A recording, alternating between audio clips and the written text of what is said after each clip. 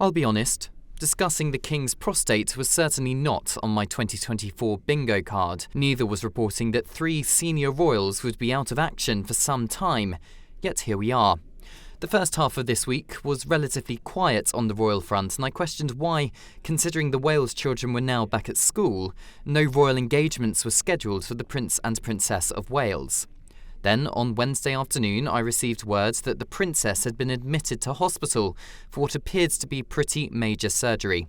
In a detailed statement, Kensington Palace said, "Her Royal Highness the Princess of Wales was admitted to the London clinic yesterday for planned abdominal surgery.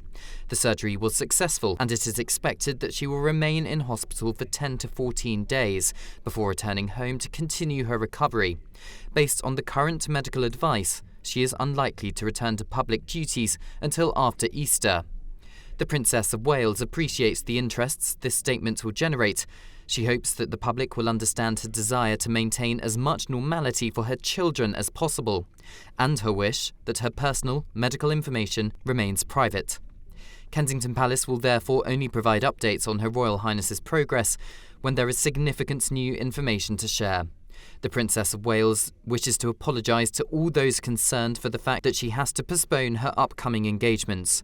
She looks forward to reinstating as many as possible, as soon as possible. The fact the surgery was planned suggests Her Royal Highness's treatment was not being classed as an emergency, but the relatively long hospital recovery time, 10 to 14 days, suggests very significant surgery. I have been assured, however, that Her Royal Highness's condition is non-cancerous. I understand the Princess is also expected to spend months at home in Windsor recovering, meaning we're unlikely to see her carrying out official duties until after Easter. Yesterday, the Prince of Wales was pictured leaving the London clinic, having been by his wife's side all morning. Prince William is expected to split his time between his wife in hospital and at home with the children as a full-time working dad.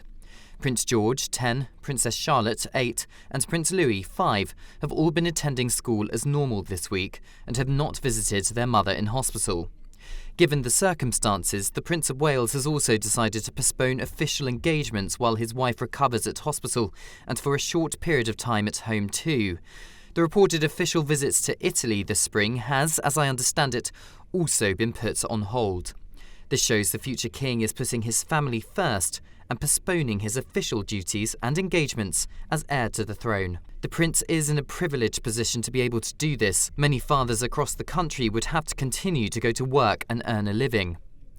William is also expected to be supported by staff, including longtime nanny Maria Teresa Torrian Borreo. But perhaps any father in the future king's position would, given the chance, choose to prioritise his family's health and well-being. The princess's medical details will remain private, and it's thought Prince William does not want the public or the media camped outside the hospital for the next fortnight, partly to ensure his children have privacy. Prince William will also, though, appreciate he and Catherine are partly funded by the state, and therefore there is a warranted public interest in her condition. Just an hour and a half after Kensington Palace's statement on Wednesday, Buckingham Palace released an unexpected notice of their own, telling the world the king has been diagnosed with an enlarged prostate. The statement read, "In common with thousands of men each year, the king has sought treatment for an enlarged prostate.